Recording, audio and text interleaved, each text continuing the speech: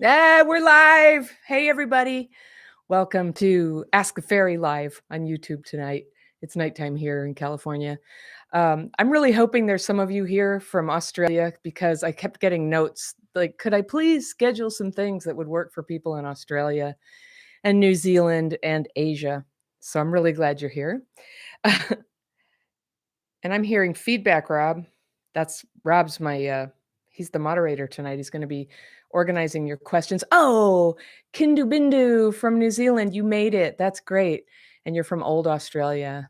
And Haven Stanley Clark. It's nice to see you again. Are you in Australia now? There's a little delay when you comment for me to see that, but anyway, it would make me happy to know that we reached some folks. Oh, and Frank Angel is in Spain. I'm saying Angel because it's Spain, but I don't know. I don't know if it's just Frank Angel is your name. And Philly, hello, Phoenix Sunrise in Philly. Buddy Nair in Vancouver. I'm going to not be able to say everybody's name here. It's starting to roll. Oh, this is great. Memoir Cafe. All right. I see you got some great questions for me. Karen Gulhov. That sounds like Scandinavia. All right. And New York City. Fortune. Hello. All right. Great. So here's what we're going to do. You'll be typing questions in here. My husband, Rob, is going to be picking some questions and kind of setting me up. And in my typical style, I'm going to probably spend way too much time per question and have trouble getting to everybody, but I'm going to try. I'll try to answer questions, but if you end up not getting a question answered with me, you can always email me at hello@crappychildhoodfairy.com. And I'm going to be giving out a coupon code here. When I get that, I'm going to give you a coupon code. And the coupon today is for membership. You will get $100 USD off of membership. So that takes the price from $499 down to $399. The coupon code is May 27 only, one word. So you can give that a try if you want. Maybe Rob will put the link to membership in the chat there. And I'll repeat the May 27th only coupon code later in the call, maybe in the middle and maybe at the end. And there we go. So you'll have that. Love to have you stick around. And honestly, you know what? The more you stick around, if you walk away, just leave it rolling because then YouTube says, oh, you got minutes. Always trying to build the channel here. And please, the algorithm, that YouTube algorithm, I'm a slave to it. And the only way anybody sees me is if I keep putting videos up. So here we are. All right. So I see there's some really good questions here. Hey, one thing I wanted to say is I saw one question at the beginning from the homeless mom. Where did you go? Okay, I'm sorry, I can't see it right now, but that you were feeling like completely overwhelmed and you needed help. And so one thing I wanted to say is YouTube is really great to share information with people. It's really hard to help people directly. So there's two things for anybody who's really in distress right now that you can do. And one is you can call a hotline and get a person where you have actual dialogue. Another thing you can do is take my free daily practice course. I'm telling you, these are the techniques that saved my life when I was in that dire place. And if you sign up for that free course, you get invited to free Zoom calls twice a month. And they're almost always with me, but coming up between mid-June and mid-July, it's going to be with Kara because I'm going to be on vacation for a month. But I'll have plenty of videos stacked up for everybody. So you can do that. You can start to participate. The daily practice is very powerful, but it's really hard to do by yourself. So if you've just watched a video or you just took the course, come to the Zoom calls. We also, if you're in the membership program, we have a whole thing to connect people with buddies, which having a buddy is a great way to boost the power of your daily practice and start connecting up with people. I don't know about you, but like lockdown is lightening up, but I'm having a little trouble reconnecting with everybody. So you may have seen, I just finished my connection bootcamp. It's a course all about connection. And I emphasize this a lot. You can't do it alone as much as people suck and they are triggering and people are a lot of where the trouble started, but little bits of reconnecting with people is really powerful for healing. So if you're in that bad place, those are a couple things the couple things you can do. Call a real person. I'm not a therapist or a doctor. I always want to make that clear. So my opinion, you take it with a grain of salt. This is my experience. You can use it if you like, but never put my opinion over your own opinion. All right? You keep yourself at the top of the pyramid on that one. You're the most important opinion for what is going to work for you. So, I'm here to share my experience on that. All right. So, with that, I'm going to take a question here. All right. So Memoir Cafe asked, I know that eating lots of sugar and refined carbs tanks my mood and sets me up for triggering, but I find it so tough to give up those foods, especially when stressed. Oh, don't I know it? I know it like the back of my hand. And I've been that way since I was a kid. I'm still that way. And I have learned a lot about the relationship between trauma and carb sensitivity. I'm trying to, I'm hoping to do a project with Susan Pierce Thompson, who created Bright Line Eating. It's a book you may have seen or heard about. And so I have this partnership agreement. And Rob, if you could put the boot camp link in the chat, that would be really good. Boot camp and quiz. So two things I'm going to put there for you. One is her food sensitivity quiz. It's 10 questions, I think, where you score yourself.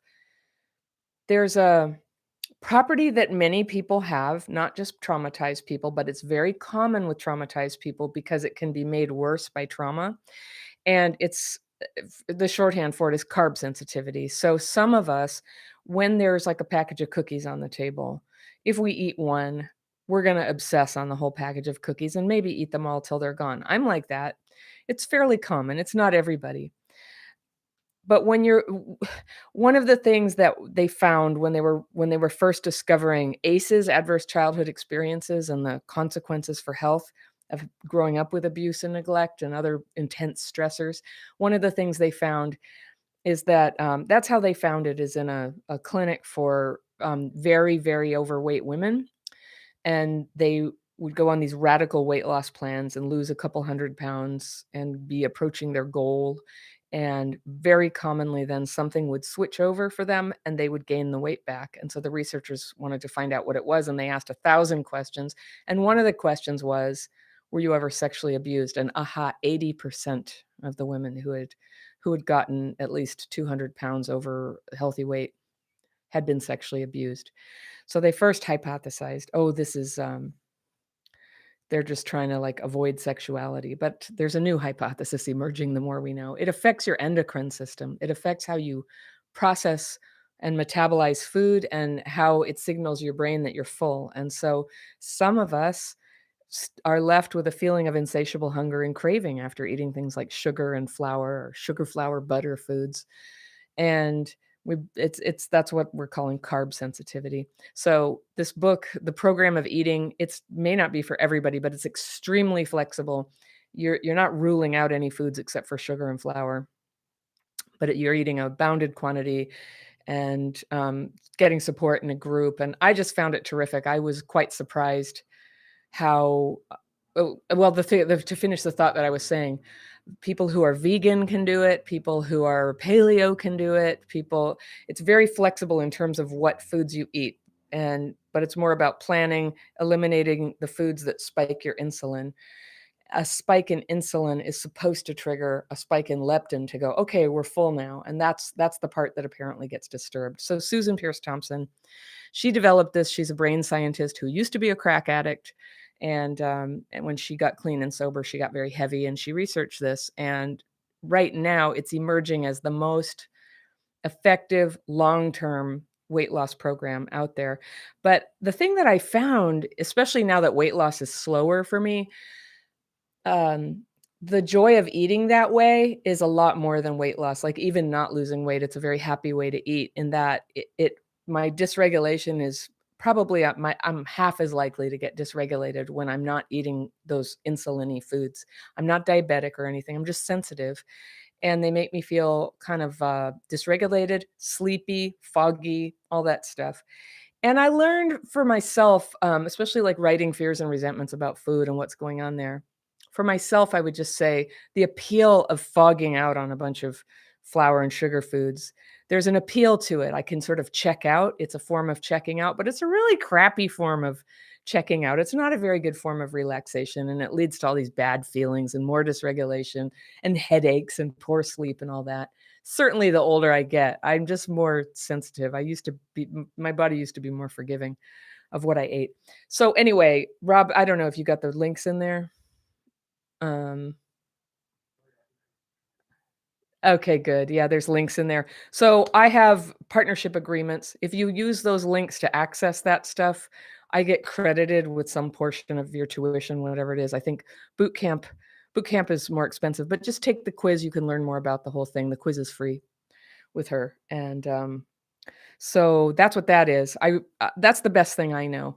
I'm somebody who's like tried a lot of stuff. I used to do Weight Watchers and stuff. Weight Watchers, I just think it wasn't designed by people who have what I have, and that's kind of true of a lot of trauma treatments too. It's just not designed by people who have what I have. It works for a ton of people, but any place where they're selling candy in the lobby is not gonna be a good place for me, and so it's really hard for me to get through the first couple weeks really of changing my eating and getting off all that sugary stuff, and then it starts to get easier. So it's really for me anyway, and I think that's a common experience.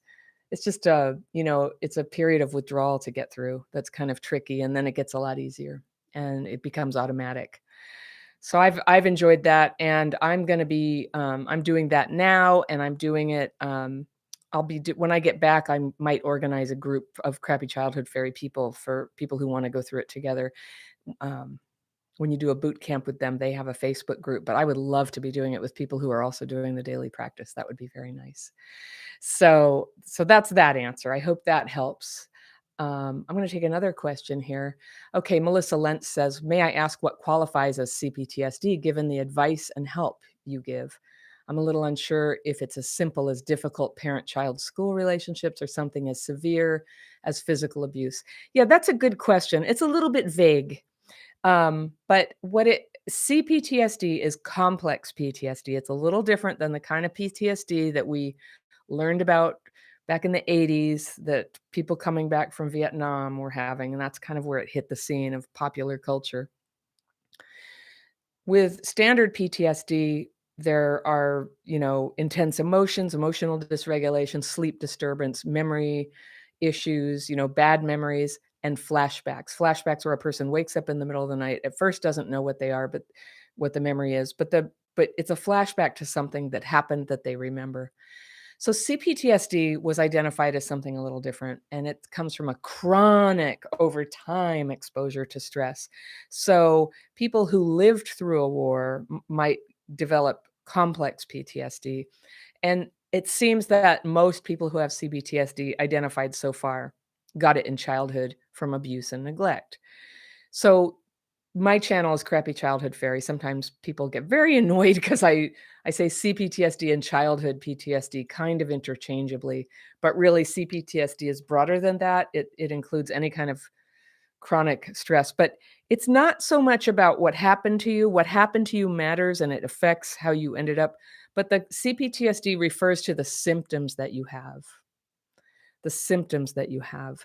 And my program focuses on the symptoms. So I get questions a lot from people where they say, I didn't get abused in childhood. It was more in adulthood. Can I still come to your program? Yes, you can, because we're not really the thing that's radical about my program compared to some other things you might have tried for dealing with the effects of trauma. What's radical about it is I've shifted the focus off of what happened. I'm not saying it doesn't matter. I'm not saying it's not important that at some point you tell that story, but it was my experience, and I teach from my experience that talking about it and talking about it doesn't produce a solution.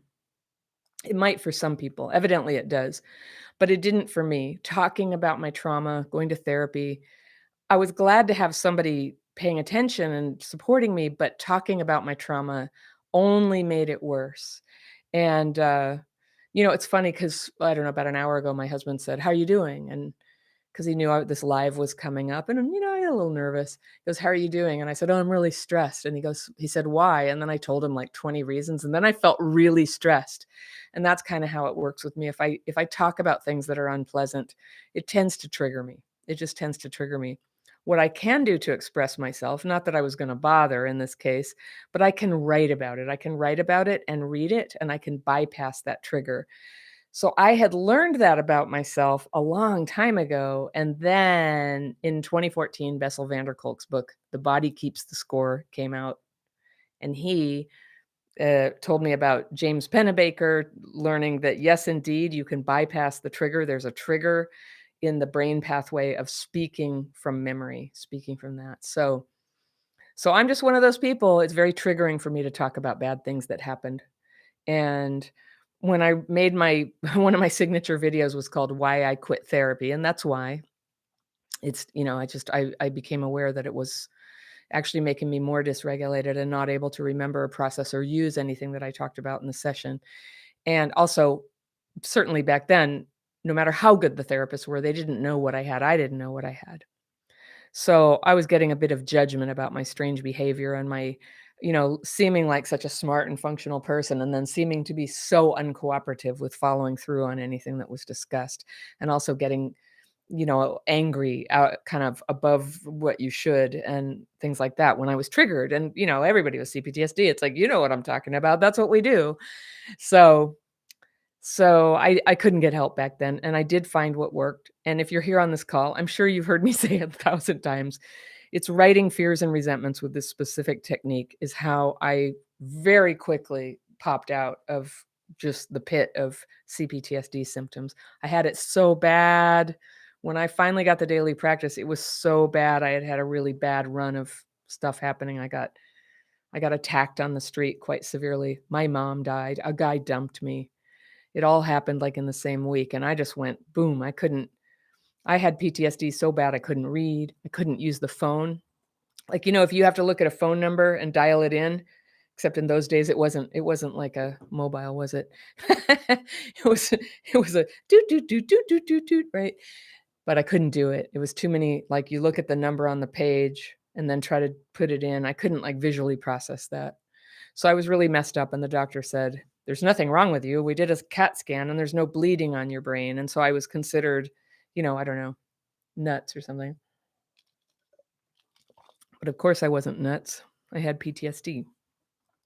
So it took a long time for me to get the information. And I know a lot of you have had a parallel experience of getting totally invalidated and misunderstood and attacking yourself and blaming yourself.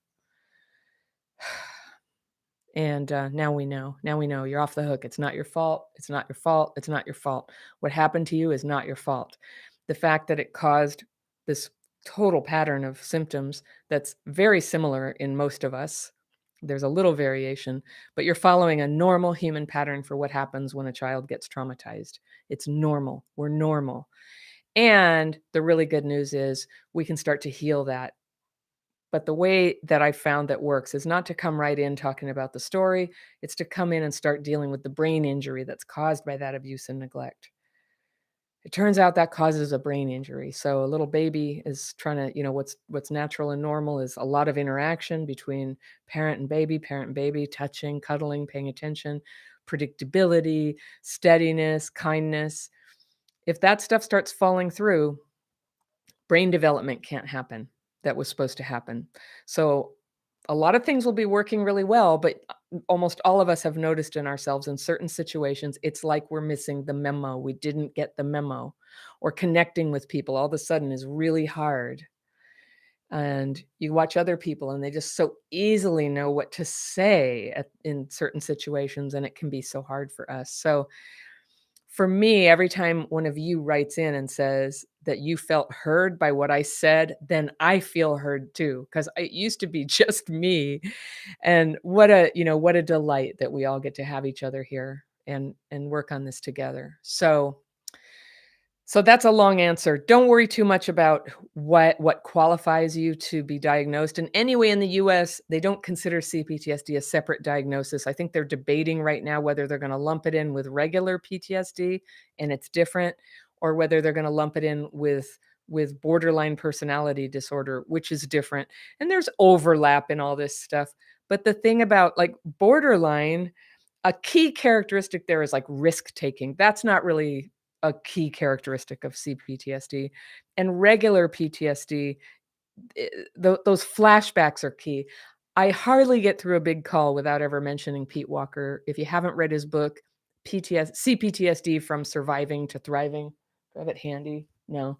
But it's a great book, and he has defined something called emotional flashbacks, and these are so good to know about. And I actually had a chat with Richard Grannon on his membership program the other day, and many of you probably follow him too.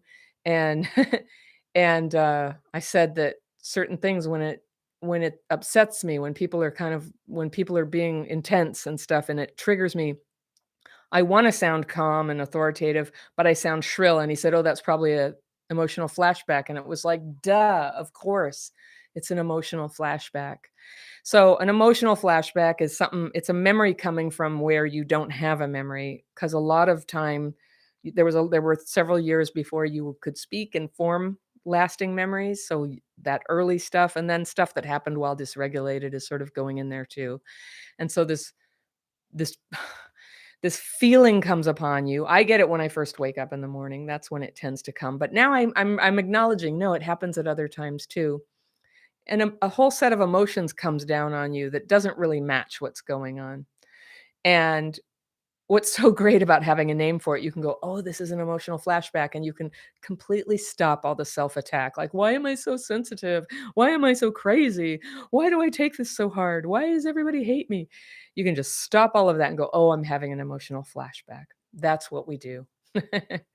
So so there's that. And I hope that kind of answers your simple question about just like, can it come from simple stuff at school? I think I've met people who strongly identify with the symptoms, and what they went through was bullying at school, or what they went through was a parent was off serving in combat, that's very traumatic for a kid. Other people, siblings in the same family, some will develop CPTSD, some won't. It's not everybody. So our project here, if we recognize the symptoms, we just get to work on the symptoms. We don't worry too much about what it's called, because no matter what your diagnosis is, and if you get diagnosed by a professional, there's going to be a lot of variation there too. No matter what you have, if you relate to this problem of dysregulation, if you're trying to sort of get your life together and stop making the same mistakes over and over again, you belong here. That's what we do here. We work on re-regulation, and from a re-regulated place, changing our lives using common sense that some of us did not learn at home. So so there we are. Okay, I'm going to take another question here, and Christina Dyken says, "What is a good way to realize you are in the midst of dysregulation? I'm so in it, I just can't see it until much later." Yeah, I know what you mean, Christina. It's not always clear. So sometimes there are clear signs. Like, I get numb in the face and hands sometimes. I get flustered and clumsy, and I'll start to drop things. I'm just trying to move things around, and I feel hurried. I feel overwhelmed. And especially when I'm actually hurried and overwhelmed, I start to get really clumsy, and I'm tripping on things, or I'm getting frustrated. I trip over on a stool, and then I want to kick the stool, and I'm getting angrier and angrier. That's dysregulation. Also going numb, getting so overly upset about something, like having a disagreement and having, just kind of like anger should be about here, but it goes here, and you're having trouble like knowing, like, should I be this angry? That's probably dysregulation. Um, and losing the capacity to step back. Like, let's say you're in an angry argument with somebody, and the right thing is to not say anything right now, but you can't stop yourself. That's probably dysregulation. I mean, think of all the problems in the world that are coming from this. If you're sitting in a classroom and you're trying to listen to the teacher, like, like the old days in 2019 and before, back then. But if you're sitting in that and somebody's talking and you can't follow what they're saying and your mind keeps wandering, that can be dysregulation. Also, if you're trying to read in the same paragraph, you have to keep trying again and again, and your mind just keeps jumping out, that's probably dysregulation. So people have a number of signs for it.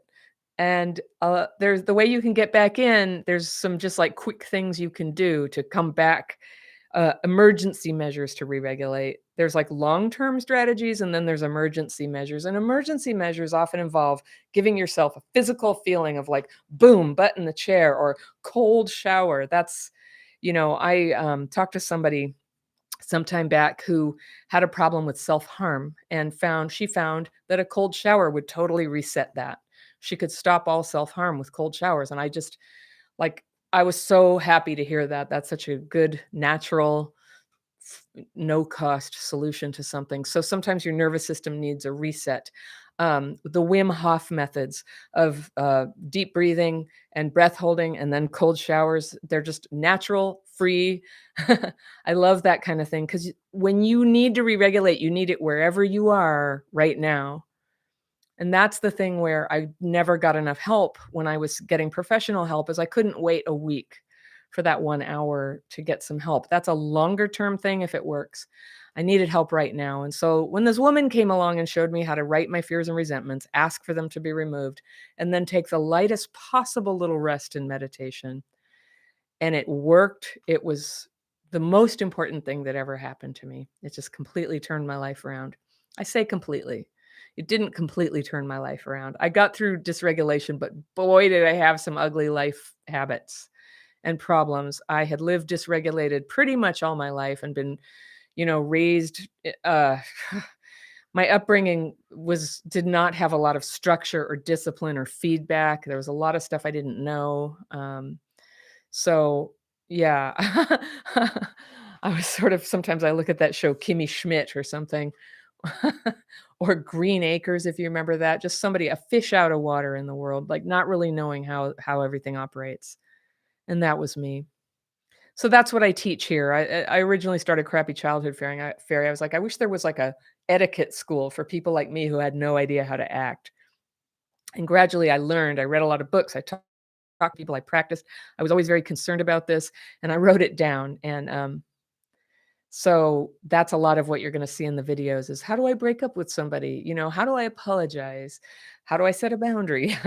How do I do all this normal stuff that other people seem to know how to do? So, anyway, well, another long answer, but, that's how you know if you're dysregulated, and the daily practice is your longer term strategy every day, twice a day, to start getting your brain back online. And I say that, and I just, I always say, like, at the beginning, and I'll say it again, your results may vary. Make sure that you use your own judgment to decide if it works for you. And I'm not telling you how you have to do your recovery, but I'm suggesting something that worked for me. And a lot of people here have found it helpful. So you might want to try it.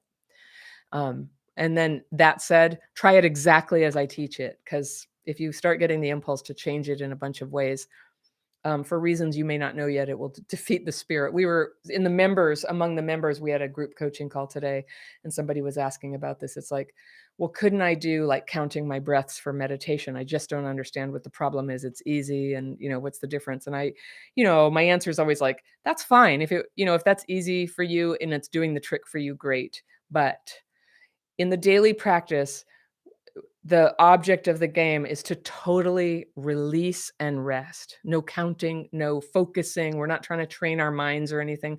We're trying to just like relinquish all those awful hamster thoughts and rest and let our minds take it from there. Just let your natural ability to heal and reorganize your mind take it from there. Now, that said, I know somebody's going to say they have dissociation and being quiet and meditation is too much for them. I got that. So of course, you're gonna structure yours the way that works for you. So, okay, let's see another question here.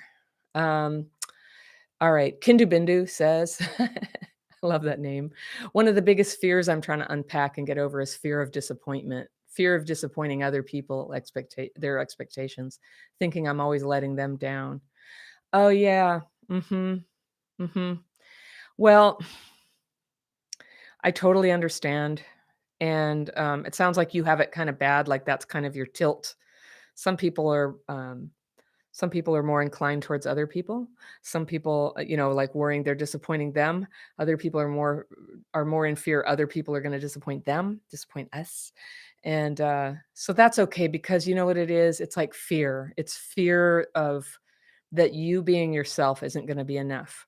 Now, I'm not one of those people who's going to tell you, Oh, just be yourself. Everything's great. When you have CPTSD, just being yourself, sometimes you can be a tyrant. You can be having a fit. You could be very self-destructive. You could be unkind. So the goal here isn't to just like let it all hang out. It's to liberate our true selves by learning how to function. And part of functioning is to learn how to self regulate to keep our minds online so that we can focus and keep our emotions grounded so that even if they do get a little bit out of whack, we can recognize it's like, you know what, if I'm feeling this angry, one of the signs that you're dysregulated is there's this terrible urgency. No, I have to be heard right now. Urgency. If you feel like it's urgent, it means so a lot of what I teach is a strategy to pull back and take a pause from an interaction that's getting stressful for you before it blows up. Because that's what happens, right? If you have PTSD and you're not getting help for it, what's happening is your relationships are blowing up all around you, or they've blown up enough times that you're avoiding people and staying isolated. Am I right? So it's too painful. So the healing process involves you learn to self-regulate, then you gradually start to bring yourself back out to where you can deal with people again. And you'll be amazed when you get a little progress in how to self-regulate, you have a lot more confidence that you can go to a party or go on a date or have a difficult conversation or ask for a raise, all those things that are potentially very triggering. um, you can start to handle them with poise and with the way you intend to handle it. Say your piece, then back off and don't like fly off the handle. I'm speaking for myself here as someone who has flown off the handle sometimes. And so disappointing other people, that falls in the category of codependence. I don't usually like the word codependence because it's like narcissism. It's used extremely broadly, and different people mean different things by it. And it's probably overused. But just being concerned that you'll disappoint people, one of the great things when you get free of fear and resentment, and the best way I know is this daily practice with a buddy, when you get free, you're just going to be like, people are going to be disappointed, but whatever. And that's what we all need. We all need to have a healthy amount of that. I know I do. I disappoint people all the time. Boy, I put myself out here on YouTube and I get these like letters, and probably I'm not seeing the whole chat right now because I'm focusing on other stuff, but I bet some people are just so disappointed in me right now. And if I pay too much attention to that, oh, you bet I can have my whole day ruined by some nasty letter from somebody. But here's what I did. I decided it was more important that I stay on message to try to help people recover. And so I now have Ramon and Kara answering most of the mail. And if anybody sends a yucky message, they deal with it and they prevent me from ever seeing it. And they might summarize and say, somebody was mad about this thing. Is there anything you want to do about it? And I'll just be like, no. Or I want to block that person, but let's change the system so that somebody doesn't have that misunderstanding again. And that's what we do. If somebody sends hateful letters, we block them. It's nice like that. We can do that. It's not worth getting all triggered by. So we all have to do that. We have to be the guardians of the goodness in us. And really, your recovery is not about you just learning how to tolerate crap from people. You you're going to get discernment. What do I tolerate and what do I say no to? What do I put up a boundary? What do I go no contact with? But what do I tolerate too? Because of course it's life. And with so much of it being triggering, recovery is going to involve learning to tolerate more. So yeah, I used to think boundaries was a it was a psychobabble, and now I'm just like, wow, boundaries are everything. Boundaries about my time, about what I listen to, and learning just to stay neutral. Like somebody else can be angry. They can even be angry at me, but I can kind of stay neutral to that and keep it in perspective of, well, yes, but I'm doing my thing here. The other thing that sets you free to be yourself, though, is self-examination of places where you may have gone wrong. And I've had a great deal of that. There's so many ways that I was hurting other people and still do sometimes. And but way I used to be very unconscious about the way I was hurting people because A, I was dysregulated, and B, I was really defensive, and C, I was going to therapy 3 times a week and I was not getting called out on it. I was not getting called out on stuff that I was doing that was antisocial or just plain mean. And that was one of the woman who showed me how to do the daily practice did call me out on stuff. And It was incredibly helpful.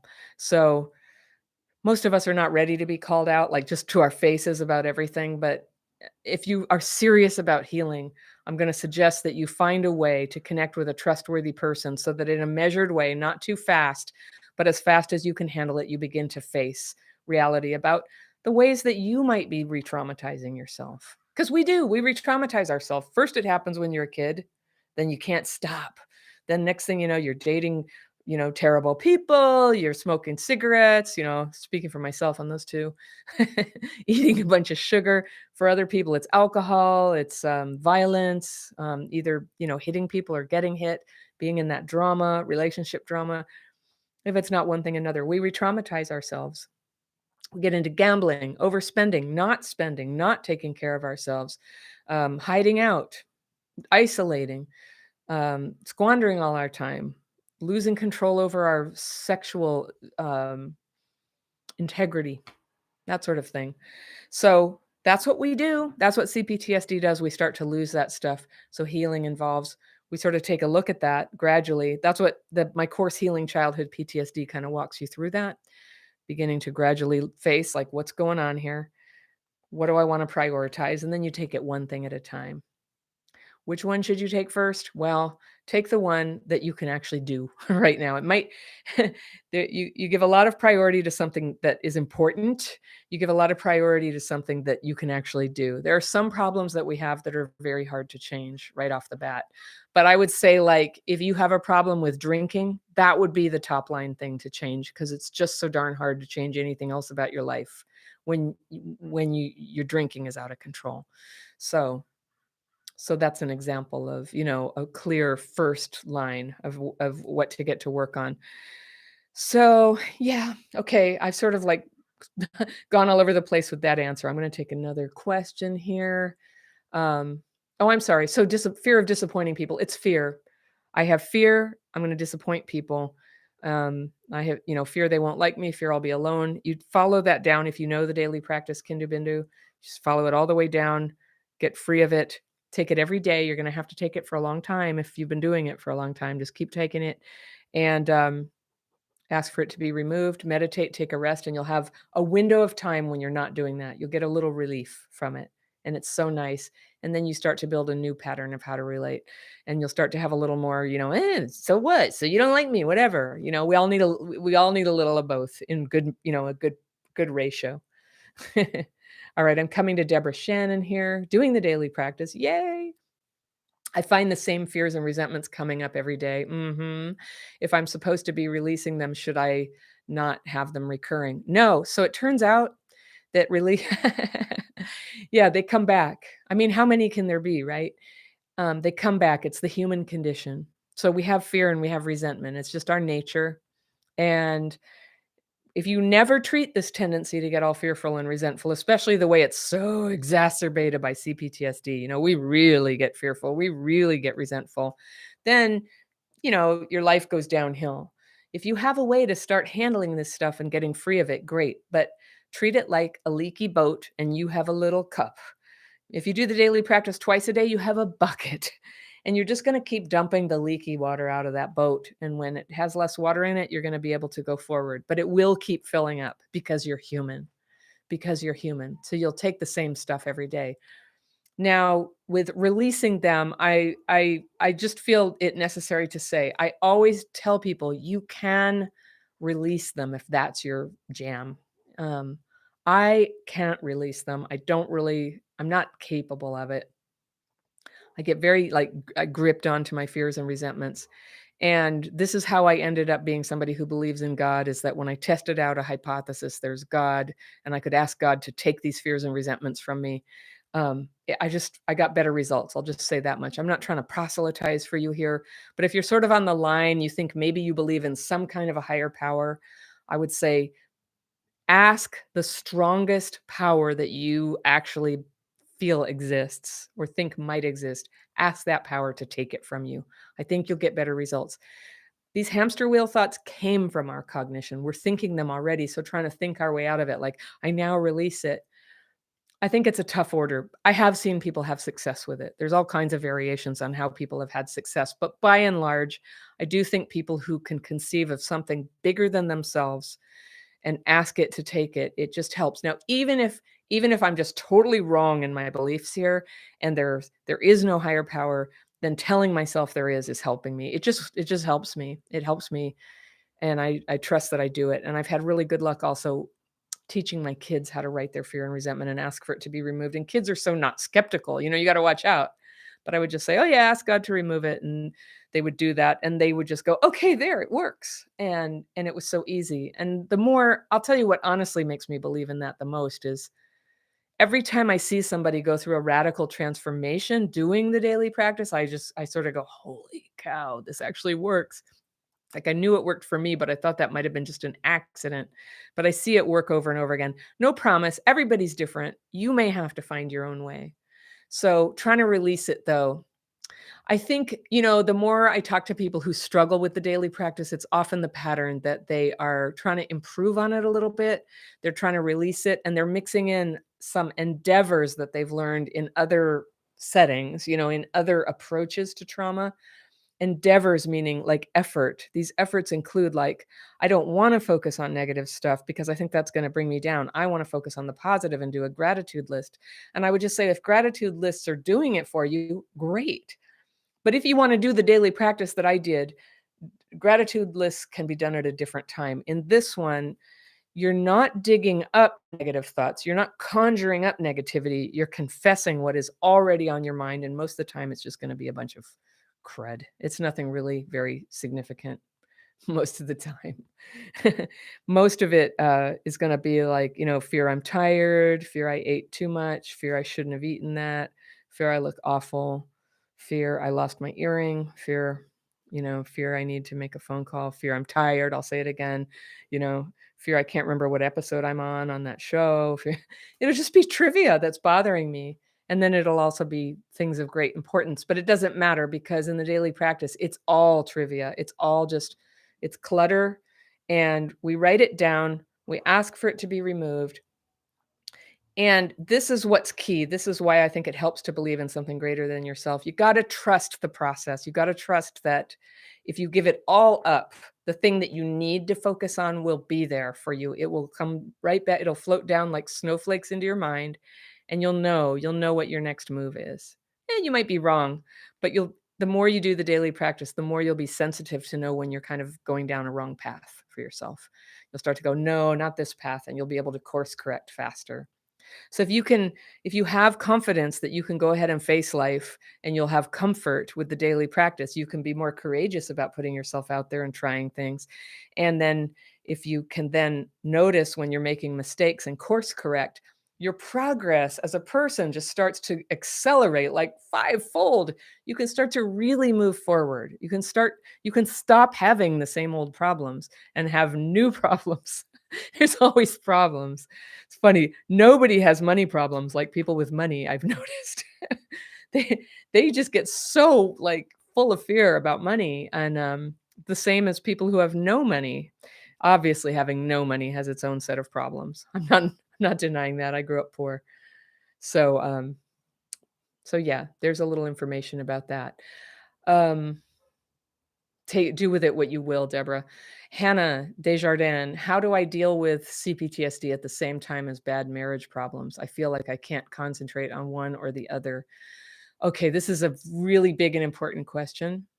Usually, if we got married while we were deep in the trauma or deep in the dysregulation, it could have been a trauma-driven decision, right? But of course, once you have I know nothing about your marriage and I don't know anything about how committed you are to working it out, but when it's possible and desirable to work it out, totally that's a good idea, and often you have the possibility to do that by working on your own side of the CPTSD. There's things you can change whether or not the other person cares or understands, and that's one of the things that's been hard for me to accept is that most people don't care and they don't understand, and that mostly I'd be dealing with this alone. Now I have you guys, and it's totally different. But when I was first sorting this out, not that long ago, I was, I was having really bad dysregulated behavior with my husband. He called me out on it. He didn't wanna put up with it. He asked me to deal with it, and I did. He was serious, and I got serious, and luckily, right then, Bessel van der Kolk's book had just come out, and so something I had been working on and experiencing for years and doing the daily practice all of a sudden crystallized with a name, CPTSD, or some no, I said too many letters. LMNOP. CPTSD. And I knew I had a name for it, and I knew what it was, and I remember when I first told him about it. He's here, he can hear me right now, but when I first told him about it, he was really skeptical, and he was like, this just sounds like an excuse for you acting really badly, for you flying into a rage," which is the behavior that he really drew the line on, and yeah, so I promised him I would take it seriously, and I studied up, and I read several books about it, and the books not only helped me get a name and understand what I had, but then all of a sudden, I was able to take stuff that I was learning and stuff I already knew, and it all fit together like a magical puzzle, and I could see what I needed to do, and it was about dysregulation. I could see I get dysregulated, and when I'm dysregulated, I can be really unreasonable, and I had been really fed a diet from therapists, from friends, from like-minded friends, and, 12-step life I went to a 12-step program for families of alcoholics for years, and it did marvelous things for me, but anywhere you go, you can find friends who agree with your resentment and agree with your desire to blame other people for your problems and behavior. And, so I had I just keep coming back to that it didn't help me to blame other people for my problem. It didn't help me to believe that I flew into a rage because of something my husband said. Like, I may not have liked what he said, but how I acted with that, it was a chemical reaction in me from CPTSD. I'm not trying to blame I'm not blaming my mom. I'm like blaming me. I have this problem. I have a problem, and I'm gonna try to get to the bottom of it and learn to re-regulate. And so much of what I teach also in the dating course, but I teach, people who are in relationships or people who you're close to in any way about if somebody else is getting dysregulated, if you're getting dysregulated. It's funny, you gotta treat it like a drunk person. You don't try to resolve complicated issues, you don't try to do the taxes with a drunk person or go to counseling with a drunk person. And so likewise, being all dysregulated, it's not a good time. So when I do coach people who are having trouble in relationships, and that's probably half the people I coach, the first thing I help them do is forgive themselves for having these out of control symptoms because nobody knew. They didn't know. Nobody was able to help them.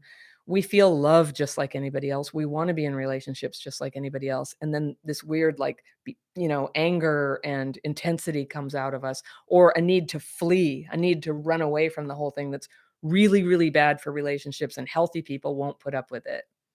One of the reasons we end up with unhealthy people is because they will put up with it.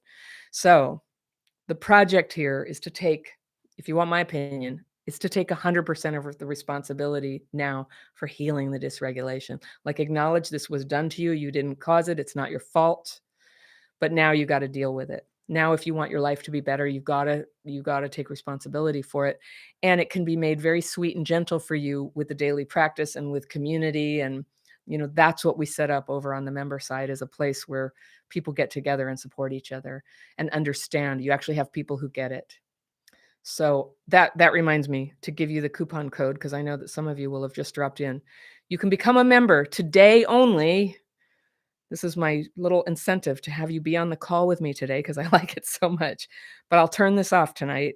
At the end of the day, the coupon code, you can go to membership, and Rob, if you could put the link to the membership there. But anybody who wants to find courses or membership, it's at courses.crappychildhoodfairy.com.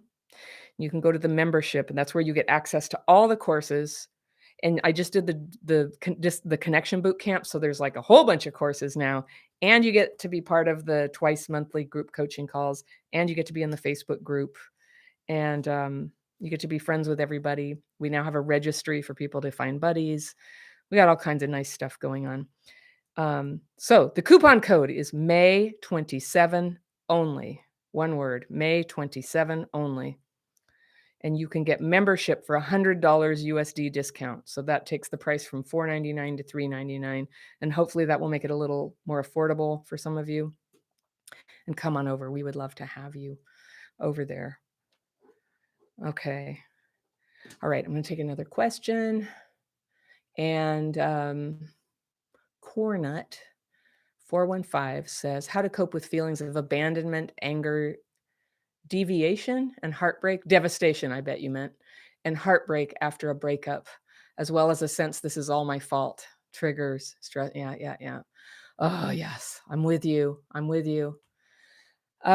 So it sounds like what you're talking about is what Pete Walker calls abandonment melange. And nobody who doesn't have this could possibly understand how intense and how brutal it is. The sense, the feeling, the emotional state that comes on. For those of us who were abandoned when we were little, a lot of us get this thing that he named abandonment melange. And it's three terrible emotions: rage, panic, and grief, all dialed up to 11 all at once. And devastation. Yeah, anger, heartbreak, you're talking about it. So breakups are terrible, and if you're like me, once you've been through that once or twice, it makes it really hard to leave a relationship even when everything in your being wants to get out, because even people you don't like or want to be with, it's going to get triggered. And it's a level of depression that's so hard to deal with. But here's what you do. Well, first of all, I'm going to make a plug for Pete Walker's book. I really value. Hold on. His stuff on abandonment and emotional flashbacks is really important, and you can use it. And it's full of little lists and stuff that you can plug in right away. And he says at the beginning, you can skip around in it. I hope to have my book done by the end of the year, and then it's going to be my brand of something like that, but immediately useful and teaching my radical supposition on this. Something different about me is I don't go into inner child. I know a lot of people find value in that. I've got a video coming out tomorrow about that. I don't see myself as different parts at all. It's just not, I just don't relate to that. And because I put such a high premium on taking responsibility for my feelings, I don't go there. With abandonment melange, though, the most valuable thing you can do is to say, oh, this is abandonment melange. The minute you can name it and say, oh, this is a CPTSD thing, and people get this, and it clouds my perception. It gives me that feeling like, I don't know about you, but when it's upon me, it feels like I don't belong in the world. Nobody wants me here. I don't belong. All those happy people are walking around having their coffee, and I do not belong, and I never will. And it's a terrible feeling, and it's the darkest thought that I can have. Very, very awful thought. So when that's happening, you just say, oh, this is abandonment melange. And it's a type of emotional flashback. I'm going to wager you had this feeling as a kid when you were 2 or 1 or whenever when going through this, and you very rightly had a fear of death. There it is. It got burned into your nervous system. So with the daily practice, you can unpack that one fear at a time. And there's a lot of fear that's pre-verbal. So the fear that you're going to die and get kicked out of the igloo and be abandoned, it runs so deep that it's very hard to get at by talking about it.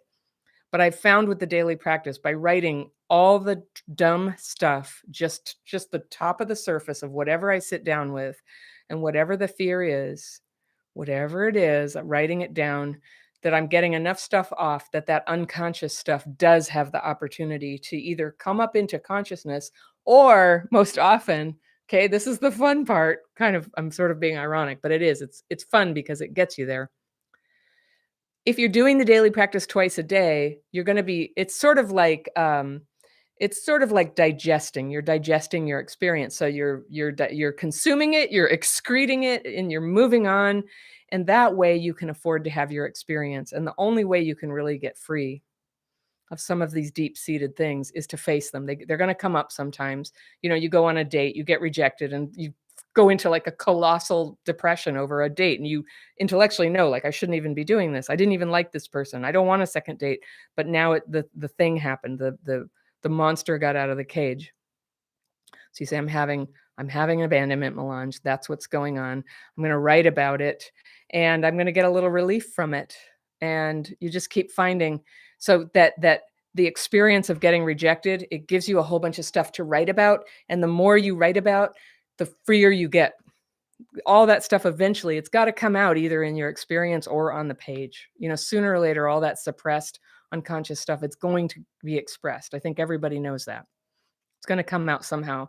If you can't express it at all, it's going to come out as cancer. I don't know. Not that all cancer is caused by anger. Just, our bodies do fail at some point. But so the breakups are the hardest part. If you've just broken up, you might want to check out my dating course. If part of the problem for you is that you tend to go with unavailable and inappropriate people and you want to change that, that's what that course is for. It's a very specific class for a specific problem and strong stuff. And then I teach a technique for how to date in a structured way so that you don't get bonded with people till further on, till you've had a chance to actually learn about whether it's a good idea. Wouldn't that have changed things in your past, huh? Okay. Um, By the way, something I wanted to mention, the 8-week coaching intensive. Jenny Geddes is a coach based in London. She's done a bunch of these. She's fantastic. Everyone loves her. And she's very empathetic. And she teaches the program that I created for the 8-week coaching intensive. It takes you through the basics of crappy childhood fairy teaching of dysregulation, triggers, disconnection, self-defeating behavior, owning your healing, developing your gifts. And we do that in a group of 8 people or so. And so she's got a group that starts June 8th. She's got a group that starts July 10th. And there's an applet you apply to it. You fill out a form and tell us what you're looking for. If it looks like a fit, she will interview you, and you can do that. That's on the coaching page. And Rob, maybe you could put the link to the coaching program, the app, in the chat here, but also it's over there on the coaching page, crappychildhoodfairy.com/coaching/. That's the coaching page over there. I'm not doing any one-on-one coaching. I'm not taking any new clients for at least a few months right now because I have a lot of clients. I'm traveling. I'm writing a book. So Jenny's there. Also, Kara Alexander, who's the super expert in the daily practice. She provides coaching, and you can actually book one-on-one appointments with Kara or Jenny over on the coaching page. So that's there if you want it. So back to questions. Misty Anderson says, how do you enforce boundaries? I keep coming across work situations now that won't let me advocate for myself. It's my biggest frustration, and frustration leads to dysregulation and anger. Yes, it does. So that's a little scant on information for me on meaning, what do you mean by can't advocate for yourself? And I can think of situations where that's the case.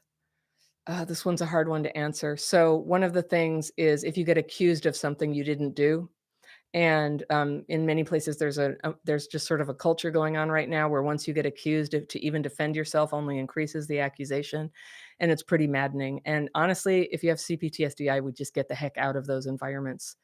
It's insane, it's sick, and it's abusive. It's emotional abuse. All right, if that's going on, if you're just if there's not like a rational way to process people accusing you of things, I would get out. I love working for myself. If you possibly can, that's a nice thing. If you're somebody who gets triggered, you have a little more control over your schedule. You can work during your happy hours, and when you need to re-regulate, you stop and do it. So that's kind of nice. But enforcing boundaries is also like some work situations. And I'm going to be making a course about work probably around November this year. So work and CPTSD. But some of the big boundaries you have to have are, first of all, like not becoming friends with people you manage, boundaries around money, not working for free, boundaries around how much work you take on when you're asked, boundaries around doing the job that you actually signed up to do and not somebody else's job. So those, just to name a few things that one would have to have boundaries about.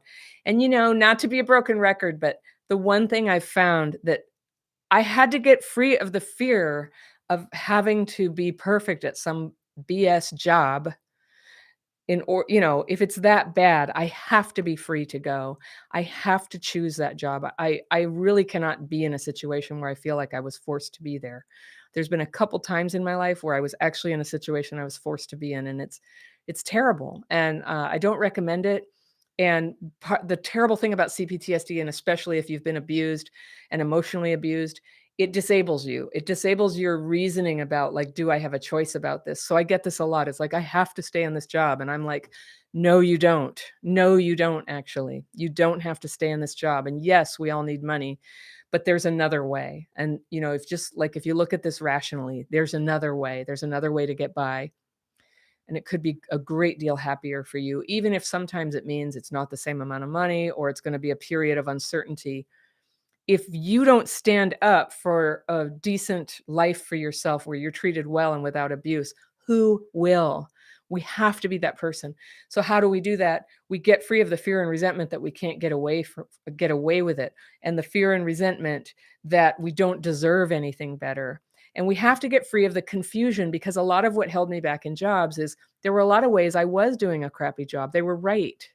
And so, for example, I was browsing the internet 3 or 4 hours a day. So I felt guilty every day because that's theft, right? They're paying me for time and I'm stealing that time and using it for myself and hiding that I'm doing it. And some places are okay with that. Also in jobs, I used to I would like badmouth the people I worked with to other people who worked in the organization. That didn't work out well for me. So, speaking for myself, like, it's impossible to have clarity and to have good boundaries if you can't even have boundaries for yourself. And so, putting in an honest day's work for the work that you agreed to do, leaving if you're not on board with it, and just basically never talking smack about people wherever you go, but understanding, like, this was something. And actually, my husband, who's on the call, he's the one who told me this, and it was a radical idea when he first said it. But I was working at the time, and I really didn't like who I was working for, and I felt like they were mistreating me. And he said, "Well, he has this beautiful English accent. He said it in his way, but he said, when you accept a job, your job is to make the organization successful and or the boss successful. And if you feel like you can't do that or that's beneath your dignity, it's not a good job for you." And that was actually really mind-opening. I had never heard that before. My job is to make the organization successful. And I had succumbed, and this is not uncommon, but I'd gotten really into, like, what's in it for me, what's in it for me. And I pay attention to what's in it for me. That's okay. But I don't get to bargain with that. I They give me money. I give them my time, the service that I agreed to give, and simplifying it like that for me solved 99% of my work problems. And then I left the job. And then I left and I did something different. So that's been nice. And I've done a lot of consulting, and I've actually fired a couple clients here and there because it was just such a drag. So there, yeah. And I'm really pleased with myself that I was able to do that. It works. It makes a big difference. And sometimes it's just like a bad relationship. Sometimes you just have to break up and you don't really know what's going to happen next, and you go through that experience, and then something happens and you find out. But it can be a lot better than it used to be when you're free of the bad job, the bad partner. When you're free of that and you're working on yourself, you're solving your problems, you're getting free of the fear and resentment. It's very powerful stuff, and it's common sense when you say it out loud, but it took me years to discover it. So I see we're at the top of the hour. I'm just gonna go a few minutes over here. John Nathan Shopper, I have all these symptoms, but no real trauma in my history. What did this to you? Who knows? Who knows? I wouldn't worry too much about how you got this. I would focus on the symptoms and try to heal them, because no matter what happened, what we've got here is the symptoms. So if it comes to you, later what caused it, well, nice. But knowing this stuff, knowing this stuff does not tend to be a solution. I think that was Sigmund Freud's mistake. If you just discover, oh, I have this complex about my mother, well, that didn't fix me. So it's healing the symptoms. Okay, Horace Thepaluccio. Hello, Anna. My question is how to deal with my anger toward my family and the world. It transformed me into a monster, and I fear it will destroy my life. Thank you for listening. Yes, I'm so glad.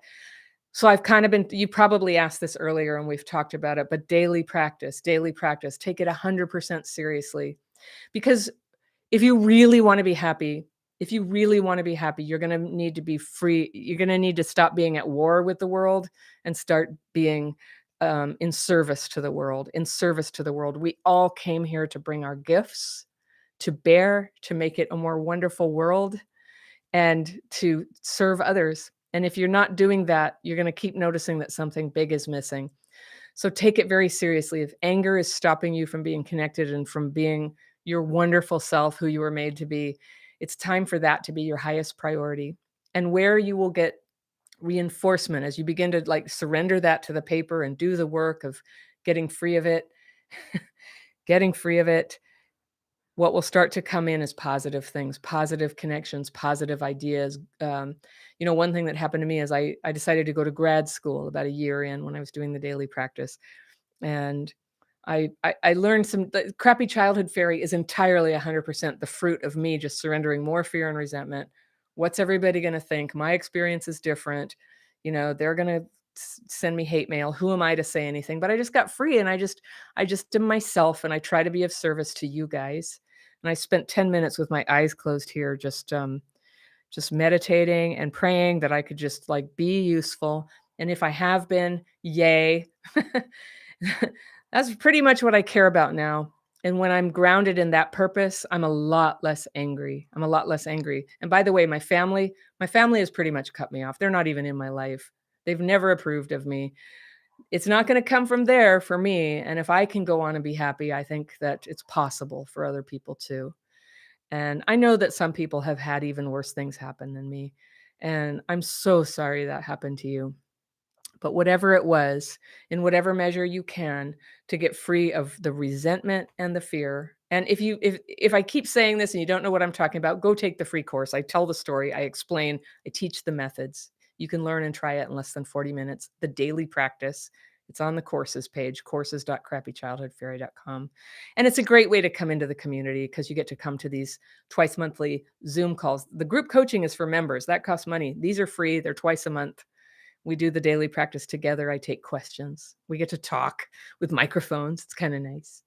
So, so I encourage you to do that and take it seriously and make it your top priority. Um, and Lil Missile asks, how did you find the best way to explain to people around you in layman's terms what CPTSD is? I didn't.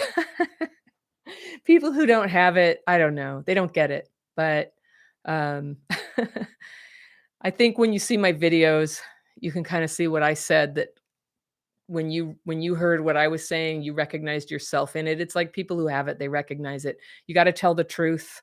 And I don't recommend telling the truth. Like if you're at work, you don't necessarily tell them you have this. They're not going to understand. And it could, I don't know. It depends. It depends on the job about whether you want to do that. But I haven't made it a big feature of myself publicly. And before I was Crappy Childhood Fairy, I had a video company. I still have that company. I don't work in it anymore. But I didn't talk about it. And a little bit I had to tell clients. I had to tell them, "Hey, I'm not gonna be directing your videos now. I'm kinda, this YouTube thing kinda took off and I'm doing that." And they're like, "Oh, what is it?" And I tell them, "Crappy Childhood Fairy. I teach people how to heal symptoms of CPTSD." And they're like, "Oh," totally not interesting to them for whatever reason. So it's my little thing, and I kinda like that. I like that. I do need to be understood, but I don't need to be understood by everybody. The most important thing in terms of me in the world is that my gifts are coming out. And my gift has something to do with when I'm here trying to help people heal from CPTSD. That's when I'm most fulfilled. That's when I get the most feedback that anything I did helped somebody. I never used to get that. Feels really good. Everybody can do it, by the way. Everybody can find their gift. And that's really the point of healing this thing, is not just to feel better. You got to feel better. Got to feel better today, right? But it's to become your real self and bring what you came here to bring.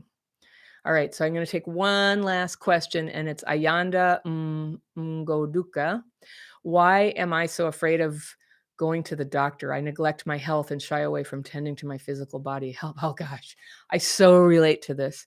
Um, I don't know if Rob can find it right now, but I have a video called, is it 12 Things I Wish My Doctor Understood About Trauma? And it has a download you can get of a PDF you can bring to your doctor. You probably, if you dread the doctor, you're not going to be like, "Doctor, I want you to understand my trauma." But you can. And I think it might be helpful for you to read it. They didn't understand. And how many times were you judged, mistreated, assumptions were made about you, underestimated, left out, ignored. Yeah, it happened to me a lot. I detail it in this video, what happened to me, and I give instructions to doctors, and I did send it to my doctor, and I even mention her in the video, and I just say, "But she was great." And why I like her is because she said, "I don't know everything about trauma, but I'm interested in whatever you wanna tell me about it." And I love her for that. I love her for that. And, I know she's done a lot of work to learn about it. So my health plan has actually contacted me to learn about it. Yay! And in 2022, I hope to have a program for helping clinical people to understand what we have a little better so that they can understand what's dysregulation and how can I tell when it's happening to somebody. And my lens is from the person with CPTSD perspective. A lot of therapists sort of teach this stuff about their perspective, and I think we need it all. So check that out. 12 things I wish my doctor understood about trauma. So with that, I'm gonna go. Um, I'm gonna go take care of myself and eat dinner, and my husband and I are gonna go to Costco. We got big plans tonight. It's so good to see you. We're gonna have another live. When is it, Rob? It's in June. It's the morning of June 12th, Saturday. And so we'll be announcing that soon. Yeah, June 12th, 11 a.m. Pacific time. So I'd love to see you again if you want to come. Come on over and be a member if you can. I get to spend, the members those are the people I spend time with and who are, we're on the phone together.